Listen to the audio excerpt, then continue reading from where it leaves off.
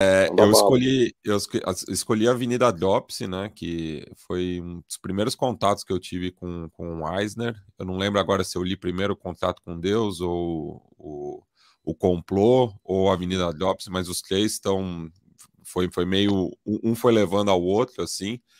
E o que eu acho interessante da Avenida Dropsy é um paralelo que eu faço com um gênero historiográfico que é a microhistória, né? Então seria uma Uhum. microhistória em quadrinhos, né? Que foi um gênero que surgiu também na Itália ali na década de 80, principalmente com Carlo Ginzburg, né? Que escreveu O Queijo e os Vermes, e no qual ele pega, né? Geralmente é assim, né? Pega uma pessoa, uma localidade, enfim, e através disso vai mostrando como a história foi avançando, né?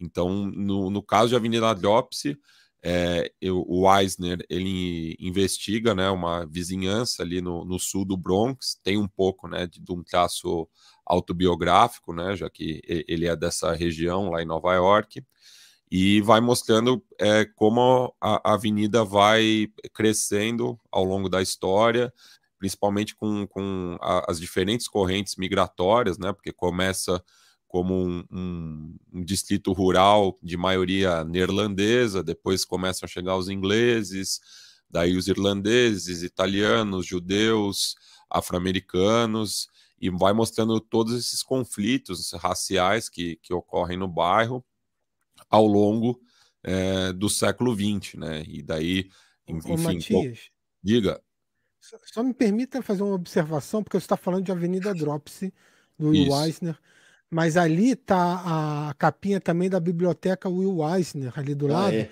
Só e pra quem Ah, gente sim, reparar saber. na numeração vai ver que é uma numeração maior. Por quê? Porque aquela edição da Devir de Avenida Drops está esgotada. E essa essa aqui. história atualmente, exatamente, essa aí mesmo. E atualmente só se encontra essa história nessa biblioteca Will Eisner. Então é por isso que a gente colocou a capinha ali. A Devir mandou as imagens para a gente dessa antologia. E a gente colocou o link, para quem quiser ler a Avenida Drops e tal, a gente colocou o link da biblioteca Will Eisner. Até porque a primeira edição da Devir ela não é numerada, né? Então acabei mandando as imagens, mas não tem numeração, né? Uhum. Mas então vai mostrando aí, né? E só assim, acho interessante para quem for atrás da obra perceber quantos incêndios que não ocorrem na região, né? Sejam de forma acidental ou propositados, né? Que daí você trabalha com toda essa questão da especulação imobiliária, da gentrificação, da estratificação, né? E, meu, o Eisner, ele tem um poder de síntese também impressionante, né? Porque ele consegue resumir a história de uma vizinhança em 100 anos, em pouco mais de 100 páginas, né? E mesmo assim ele consegue dar uma profundidade para os personagens retratados muito bem, né? Tem alguns personagens que são mais recorrentes, outros acabam aparecendo de relance, assim, mas todos eles você consegue imaginar junto com o autor, né? Todo o background, enfim. Então, ele tem esse poder de síntese muito bom.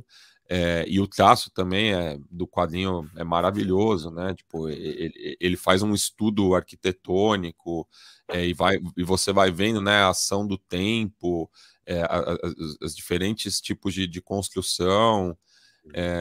Então, essa acaba sendo minha recomendação e até trazendo né, com umas outras recomendações de obras que acabam dialogando um pouco com a Avenida Dropsy.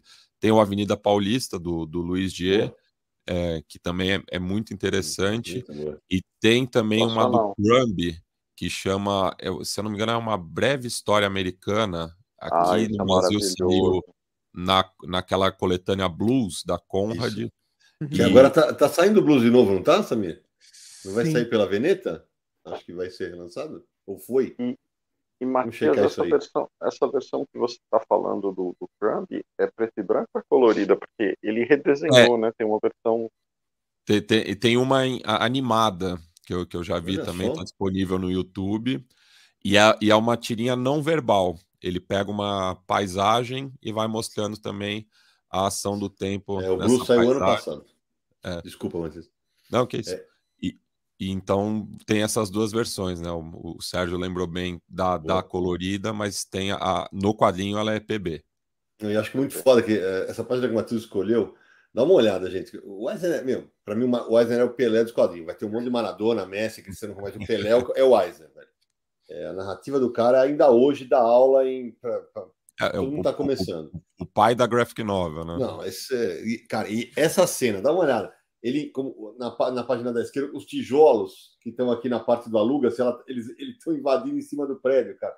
A maneira como ele não usa requadro para quebrar, assim, não é o que ele faz, velho. O que ele fazia, né? É realmente espetacular, cara.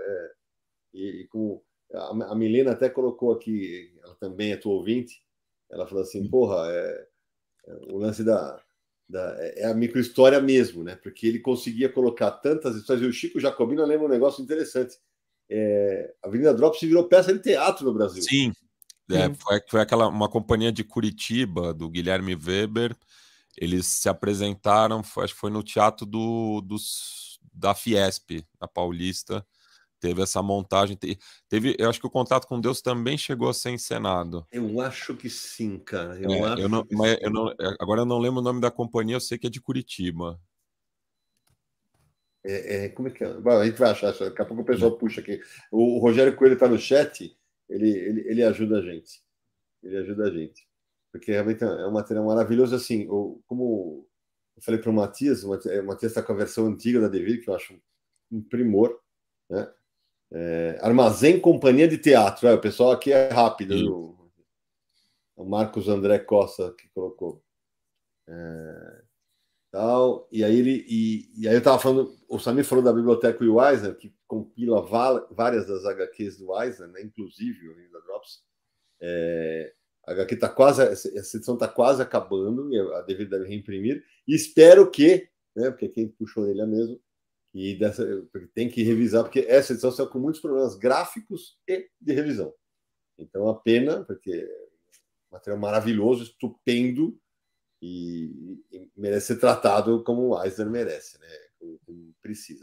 Nessa edição da Devir, a minha única crítica é que eles não traduzem borough.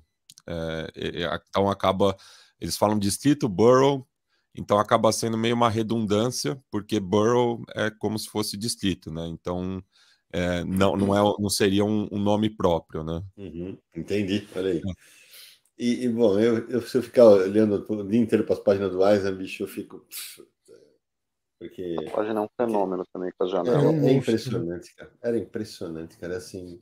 E uma coisa que eu gosto demais nas obras dele é que você não passa 10 páginas, você já está se importando com os personagens do cara, né? Ele cria essa empatia instantaneamente, assim, né? Porra, velho, a maneira como ele faz a gente ligar. Eu tô vendo nessa página da esquerda aqui, gente. Eu sempre conto essa história, Matheus, assim, mas até para audiência rotativa. Meu primeiro grande evento de quadrinhos, em 1991, eu trabalhava na Editora Globo e eu fui para o Bienal Bienal de Quadrinhos do Rio de Janeiro. E o Eisner estava. E aí, caramba, tava todo mundo lá, a Globo, todo mundo lá. E eu, moleque, pela Editora Globo lá, pedi a palavra na coletiva e fiz uma pergunta sobre o Will Eisner. Qual a importância da música no seu quadrinho? Juro, teve jornalista que olhou para mim e falou assim, puta, que bosta, com aquela cara de caralho, o que você... Aí o Eisner fez assim, boa pergunta, garoto. Eu parecia um balão, velho. Eu parecia um balão. Tanto que cabia em si, né? Porque é exatamente essa... Ele fala assim, e ele responde, quadrinho bom tem música. Porque todo quadrinho do Eisner tem alguém tocando. As onomatopeias entram pela arte, cara. Porque ele punha som no quadrinho. Você consegue ouvir mesmo. Quando ele falou isso, eu falei, cara, o Eisner era foda, cara. Te falar que eu tive a alegria de entrevistar ele 2 vezes e, putz, é aquela para guardar no coraçãozinho. Te contar que... Inclusive, tem uma entrevista com ele no nosso livro. Exatamente, no Universal Aqui Entrevista tem uma entrevista com ele. Muito legal. E que não foi feita por nós. A pauta foi, né? Não foi ao vivo. Não foi a entrevista ao vivo. Muito legal. E o pessoal gostou aqui, falando que o pessoal gostou da resenha do Matias aqui. Os caras estão falando, ainda Mas era sensacional. Comecei a descobrir o autor lendo O Edifício, também publicado pela Abril. Tempos mais tarde, tive o prazer de conhecer ele em 97, na Bienal de BH. É isso aí. Aqui, ó, uma mensagem legal aqui do Capacitador. Não, Capacitor 2001. Já falaram do New Game reconhecendo os fãs do editorial brasileiro semana passada? É, bem lembrado. Foi na semana passada o Gaiman fez uma... Como vai estrear Sandman, né? Ele convida os brasileiros a assistir a série e fala que o Brasil foi o primeiro país a descobrir Sandman, né? Aí um monte de gente, inclusive, um monte de gente fora dos Estados Unidos, me marcando, tal, Sidney, não sei o que e tal. E aí eu tratei de responder, né? E falei, olha,